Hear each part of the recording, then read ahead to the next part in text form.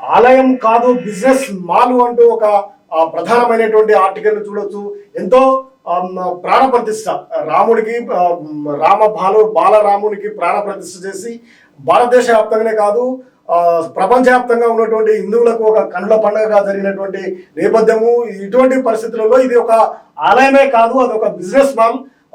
ప్రధానమంత్రి మరో మూడోసారి గెలపడం కోసము రాముని వాడుకుంటున్నారు, ఎన్నికల్లో పేరును వాడుకోవడానికి ఇదంతా జరుగుతుంది అంటూ కీలకమైనటువంటి నేత అయిన మొదట కాశీ కారిడార్ పేరుతో కట్టారు. రాబోయే రోజుల్లో మధుర మాల్ రాజకీయాల కోసమే మతాన్ని వాడుతున్న బీజేపీ ఆర్ఎస్ఎస్ నాయకులు రాముడి పేరుతో ఓట్లు దండుకునే యత్నం, అసంపూర్ణ ఆలయంలో ప్రాణ ప్రతిష్ఠ, సనాతన విలువలు పాటించని మోని. కాశీ విశ్వనాథ ఆలయం మాజీ పర్యవేక్షకుడు మహంత్ రాజేంద్ర ప్రసాద్ తివారీ 10 తరాలుగా కాశీ విశ్వనాథుని సేవలో ఈ కుటుంబం ఉంటుందంట. కాశీ విశ్వనాథ ఆలయం మాజీ పర్యవేక్షకుడు ఈయన దాదాపు 10 తరాలుగా కాశీ ఆలయానికి పర్యవేక్షకులుగా ఉన్నటువంటి ఆ కుటుంబం సేవ చేస్తా ఉన్నారట. ఆయన అంటున్నారు అది ఒక ఆలయం కాదు, అదొక బిజినెస్ మాల్. నరేంద్ర మోడీ అధికారంలోకి రావడానికి మతాన్ని కులాన్ని రాజకీయాలకు వాడుకుంటున్నారంటూ ఆయన సంచలనాత్మకమైనటువంటి స్టేట్మెంట్ ఇచ్చారు. పురాతన ఆలయాలను పునరుద్ధరించే పేరుతో వాటిని బిజినెస్ మాల్ గా మార్చివేస్తున్నారని వారణాసి విశ్వనాథ ఆలయ పర్యవేక్షణ బాధ్యతలు గతంలో నిర్వహించినటువంటి మహంత్ రాజేంద్ర ప్రసాద్ తివారీ విమర్శించారు. ఇప్పటికే కాశీ విశ్వనాథ ఆలయంలో కారిడార్ పేరుతో మాల్ తెచ్చారని, ఇప్పుడు అయోధ్యలో నిర్మించారన్న తివారీ రాబోయే మాల్ మధురలో ఉండబోతుంది అనేది ఎద్దేవా చేశారు. తివారీ కుటుంబం 10 తరాలకు పైగా విశ్వనాథ దేవాలయ పర్యవేక్షణ బాధ్యతలు నిర్వర్తించింది. 17వ శతాబ్దంలో తివారీ పూర్వీకులను నాటి మొఘలు యువరాజు ఈ మేరకు బాధ్యతలు అప్పగించారు. అయోధ్య రామాలయ ప్రాణ ప్రతిష్ఠ నేపథ్యంలో ఒక వార్తా సంస్థ రాజేంద్ర ప్రసాద్ తివారీని పలకరించగా మతాన్ని రాజకీయాలకు వాడుకుంటున్న బీజేపీ తీరును ఆయన వివరించారట. మోదీ అవసరాలకే అయోధ్యలో ప్రాణ ప్రతిష్ఠ, మోదీ మానస పుత్రికగా చెప్పే కాశీ విశ్వనాథ కారిడార్ ప్రాజెక్టును తివారీ తీవ్రంగా వ్యతిరేకించారు. దాదాపు 286 శివలింగాలు ఉన్నటువంటి ఇక్కడ అనేక పురాతన ఆలయాలను కూల్చివేసి కారిడార్ను అభివృద్ధి చేశారు. ఇది మతిలేని చర్య అని తివారీ తరచూ తన ఆగ్రహాన్ని వ్యక్తం చేస్తూనే ఉంటారు.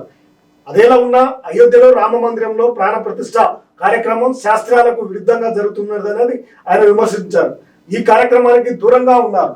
ఎందుకని అడిగితే రాజకీయాల్లో సూపర్ స్టార్ మాదిరిగా తయారైన మోదీ తన రాజకీయ అవసరాల కోసం హడావుడిగా ప్రాణ ప్రతిష్ఠ చేపట్టారని ఆగ్రహం వ్యక్తం చేశారు.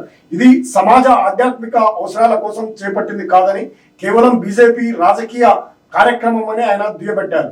మోదీ రాజకీయ అవసరాలకు ఉద్దేశించిందని చెప్పారు.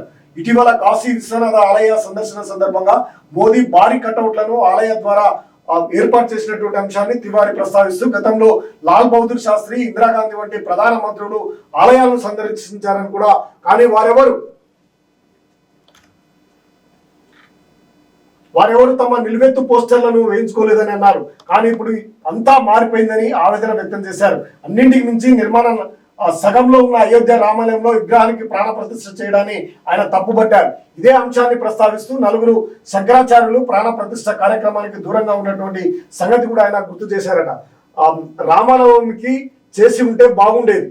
ఏప్రిల్ 16వ తేదీన రాముడి పుట్టినరోజైన రామనవమి నాటికి ఆలయాన్ని పూర్తి చేసి విగ్రహానికి ప్రాణ ప్రతిష్ఠ చేయడం ఔచిత్యం ఉండేదని ఆయన అభిప్రాయపడ్డారు. కానీ అప్పటికీ లోక్సభ ఎన్నికల మధ్యలో ఉంటాయి, ప్రవర్తన నియమాలు అమల్లో ఉంటుంది. రాముడి పేరుతో ఓట్లు దండుకోవాలని మోదీ కోరుకుంటున్నారు. రాముడు మోదీ శక్తి, ఆయన నమ్మకం, ఆయన వ్యాపారం అని ఆయన విమర్శించారు. అందుకే హడావుడిగా ప్రాణ ప్రతిష్ఠ కార్యక్రమాన్ని నిర్వహించాలని విశ్లేషించారు. దేశంలోని పురాతన పవిత్ర క్షేత్రాలను వ్యాపార కేంద్రాలుగా మారుస్తున్నారని, వాటిని పర్యాటక కేంద్రాలుగా మారుస్తున్నారని తివారీ ఆగ్రహం వ్యక్తం చేస్తున్నారు. ఇక పూర్తిగా ఆయన కూడా అనేక సేవా కార్యక్రమాలు చేసినటువంటి ఆయన శివలింగాల్లో వారి దశాబ్దాల తరబడి, దాదాపు 10 దశాబ్దాల తరబడి వారు శంకరుని యొక్క పూజలో ఉన్నటువంటి ఆయన తీవ్రమైనటువంటి వ్యతిరేకత చేశారు. ఇది రాజకీయం కోసమే ఈ ప్రాణ ప్రతిష్ఠ తప్ప ఇక్కడ నిజంగా చిత్తశుద్ధి చేయలేదు అనేది ఆయన వాదనగా కనిపిస్తుంది.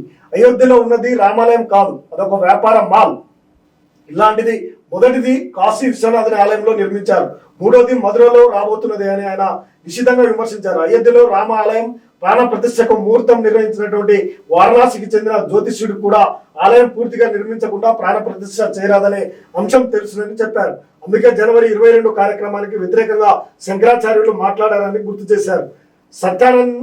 సత్యానికంటే అసత్యాలే ఇంపుగా ఉంటాయని వ్యాఖ్యానించారు.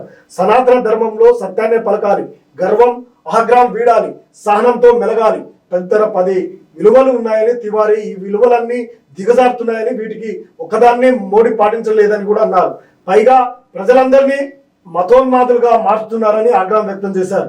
సనాతన ధర్మం విలువలు క్షీణించినప్పుడు భగవానుడు అవతారం దాల్చుకున్నాడు శ్లోకాన్ని ప్రస్తావించిన తివారీ ఈ రోజు కూడా వాస్తవానికి అవాస్తవానికి మధ్య తేడాను రాముడి పేరుతో ఓట్లు దండుకునేందుకు జరుగుతున్నటువంటి ప్రయత్నంగా దీన్ని ప్రజలు గుర్తించాలని కూడా తివారీ సంచలనాత్మకమైనటువంటి వ్యాఖ్యలు చేశారు.